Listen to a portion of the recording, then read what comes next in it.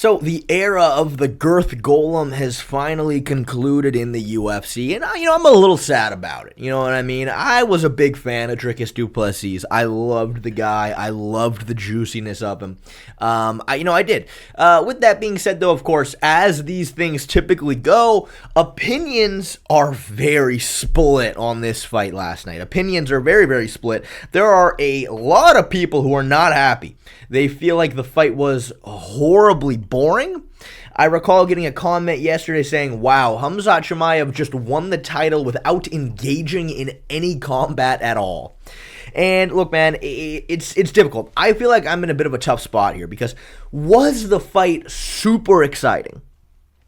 On one hand, I actually do think it was very interesting to see somebody of the caliber of DDP getting controlled in the positions in which he was. But on the flip side to that, obviously, right, I had talked a lot of shit going into this fight about how the narrative of it's either Khamzat round one finish or he's screwed was stupid. I made an entire video attacking this point.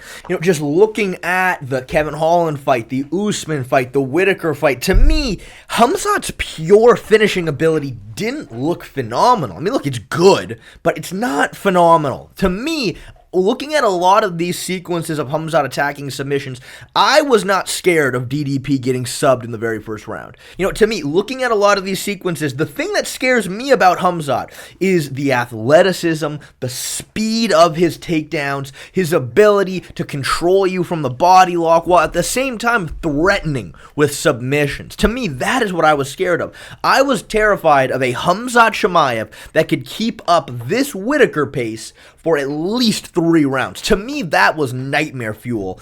And on top of that, we felt like DDP's high guard could get him in a lot of trouble. In every single fight DDP's ever had, his hands are glued to his eyebrows, and therefore you can beat him to the hips. Guys had done this in the past. So to me, this was Khamzat Chimaev's fight to lose. Khamzat Chimaev had all of the advantages to win this fight, but it was just dependent on whether or not he tried to go for broke round one to finish Dricus like we had seen him do in the past. Because, like we said in the breakdown, I do not think Khamzat was capable of finishing Dricus round one. If he went for it, he was gonna fatigue himself, and if there were to be long stretches of them striking on the feet, Khamzat was screwed. Khamzat is not a good defensive striker. He's just not. He's never needed to be because he's so dominant.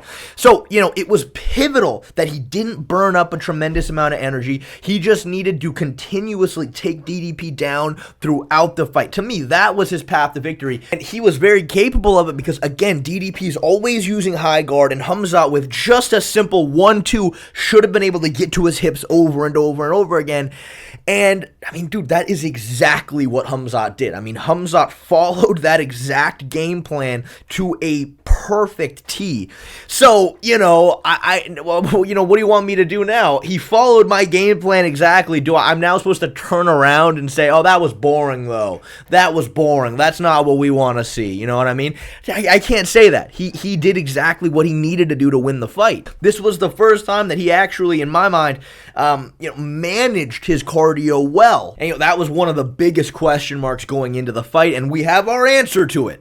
Patient Khamzat Chimaev is a new mythical fighter in my mind. And of course, the other massive question mark going into this fight was, how was the physicality gonna look? Nobody could know this one for a fact. It's impossible. We knew that Khamzat was gonna be a lot more technical in the grappling, but, when he got a hold of DDP's hips, when they ended up in 50-50 exchanges, who was gonna come out on top there?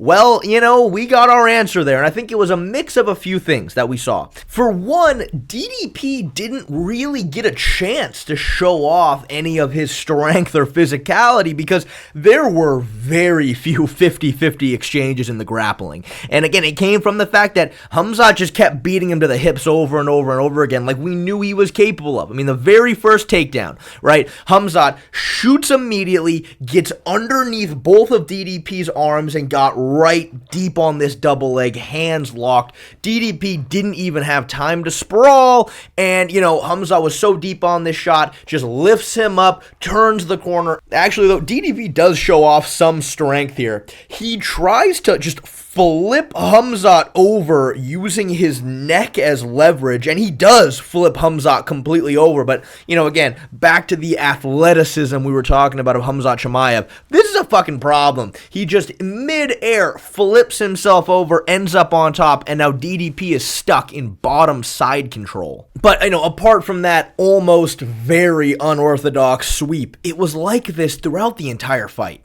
Khamzat kept getting to double underhooks. He kept beating him to the hips over and over and over again. And, again, he did it perfectly. Would just throw a simple, easy shot upstairs. DDP's covering up. He's leaning back. His hips are going forward. Khamzat's beating him there every single time. There weren't any 50-50 exchanges here for the most part. Look, even in the brief moments where DDP was finally able to get up and then turn and face Khamzat, look, Khamzat has both double unders here. Khamzat is 100% in on this body lock deep.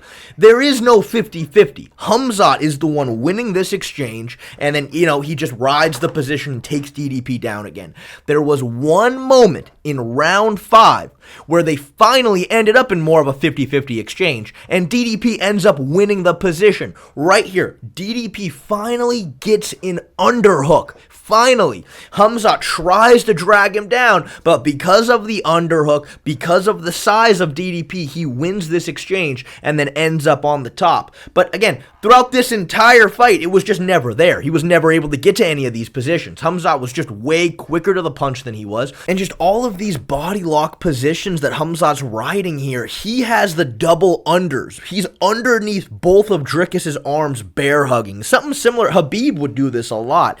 In traditional wrestling, this position's not allowed. You're not allowed to connect your hands from the body lock like this. It's just such a brutally hard position to get out of. And again, just Khamzat was dominating all of these positions because he was getting here first and he wasn't letting Dricus get out. And I think the other big thing we learned from this fight that was very, very clear watching it was that it seemed to me like DDP, because of his strength, his size, his overall athleticism, he's gotten away with a lack of fundamentals in the grappling. And, you fight somebody to the caliber of grappler of Khamzat Chimaev, and that is gonna get exposed. And, it is funny. I have always said that I think Khamzat Chimaev is probably the best grappler the sport's ever seen. He is so much more than just a wrestler. He is an all-around grappler. He can do it all. And man, some people didn't like that. Some people really were not a fan of me trying to make that claim. I think it's pretty undeniable here. To consistently get to this position right here, man, that makes you more than just a straight-up wrestler, all right? Khamzat Chimaev is an all-around grappler to a T. But, let's look at this sequence right here in round 2. Khamzat Chimaev shoots, and I'll mind you, prior to this, Dricus just got grapple fucked, so he's desperate to stop this takedown. He actually gets an underhook here. He's sprawling really, really well, but he's sprawling way too hard. He's putting way too much weight forward, because when Khamzat Chimaev turns the corner, Dricus fucking falls forward all the way and then just gives up the body lock from the back. It's difficult. I think that there's a lot of exchanges here where it's very clear that Dricus worked a lot on defending the back, defending chokes. He looked very good from this bottom turtle position. He didn't look ready to stop the double legs. It's almost like he was anticipating a Khamzat that was really going to try to finish him, and not a Khamzat that was just willing to ride the position. And, it was the same thing from bottom side control. Again, bottom side control, brutally hard position to escape from. You're essentially completely pinned. But Dricus, obviously being as big and as strong as he was, should have tried to get frames, get a forearm underneath Khamzat's throat, start pushing off, start trying to get his guard back. But he never really did it. Again, he just was trying to almost like hug Khamzat from the bottom in hopes that they would stand them up. There was one sequence at the end of round 1 where he actually dug the underhook on the forearm, spun underneath. Khamzat went to take his back. Dricus almost reversed the position. That was a legit move to try to escape the position. But it was very few and far between. Again, It seemed like he was prepared to stop the back takes and prepared to stop the chokes. It didn't seem like he was prepared at all to stop the double legs, and it didn't seem like he spent any time at all working from bottom side control. I mean, he just didn't. You know, but of course, as we alluded to earlier, right, the one thing that we definitely knew going into this fight was Khamzat's defensive striking, very poor. I mean, I just got to be honest with you. His offensive striking is dangerous. He's very fast. He's a very good athlete. But defensively, he leaves a lot to be desired. And in the very brief moment where DDP was able to keep the fight on the feet, he actually really tagged Khamzat here. And this does sort of leave some room to question, all right, can anybody beat Khamzat Chimaev? There are clear chinks in the armor, but it all comes down to stopping the takedowns and stopping the double legs. I do think it is theoretically possible. I don't think Khamzat is completely unbeatable, but I think that he's a bitch to beat, to say the least. I think it doesn't really matter who he's fighting. If Khamzat can get to your hips and take you down, you're going to be stuck in a washing machine, all right? If you're scrambling, you're going to be spending more energy than he is. I think that, you know, based on this fight, we can posit for 100% certainty he's not going to blow his wad trying to finish you. He's just going to ride the body lock, threaten the back takes, make you scramble, make you work, and you're going to be in trouble. But I think that somebody who has better wrestling fundamentals theoretically can defend some of these positions. Again, right, like Dricus showed some promise here. He's doing a good job defending this shot. He just wasn't ready for the chain wrestling. He wasn't ready for Khamzat, again, to turn the corner, make him fall forward, essentially pulling the chair out from underneath him.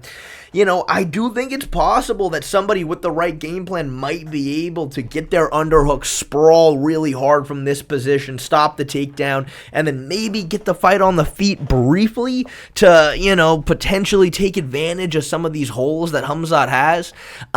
It's just, you know, who can do that? I mean, man, you look at the top of the division right now, right? I mean, who do we got here? Sean Strickland. Well, you know, I don't know if this is enough to go off of, but remember when the Schmo interviewed Sean Strickland, and the Schmo had been watching the training session that Strickland had with Khamzat Chimaev. They had this to say about how it went. Well, what'd you learn from yourself going up against that guy? The Schmo saw you two going at it. You were paired together during the grappling and obviously the striking. I don't know. What'd you think? Well, I thought he was good competition. Yeah, what did you think, though? Well, I thought you both learned from each other. What did you think, though, watching? Well, I think you held your own standing, but on the ground, he does what he does. Did he fuck me up on the ground? I want your honest opinion. Tell me. He made you tap a couple of times. The Schmo saw it, but do you want the world to know this stuff or what? You could tell the world. Gosh, I mean, remember, this is when Khamzat was in the lead-up to the Gilbert Burns fight. This is where Khamzat was still, you know, making welterweight. Now, look, apparently Khamzat thinks he can still make welterweight to this day. But, I mean, fuck, that's kind of crazy. I mean, isn't it? That's kind of insane. So, I mean, look, I don't know. I don't know who has the tools to stop Khamzat right now. I think that it's theoretically possible, but I think we need a full video breaking down pretty much every possible opponent. Here's who I have right now, and please, you guys let me know who you want me to analyze here. I've got Tom Aspinall, I have Francis Ngannou, I have Magomed Ankalaev, I have Jack Della Maddalena, I have Sean Brady, and I have Jesus Christ. Those are the names I currently have on a potential video breaking down who can stop Khamzat Chimaev. I mean, who else, guys? Who else? Because, you know, that's going to be quite the question to analyze, huh? For Dricus, I mean, I think it's pretty simple. Give him RDR next. I mean, come on, that's the fight that we all wanted in the first place. It's the perfect opportunity. You know, RDR might, maybe, in a sort of weird cosmic kind of way, match up weirdly well to Khamzat in certain areas. I mean, I don't know. A lot of research needs to be done. But again, let me know who you guys want to see in a potential who can stop Khamzat Chimaev video.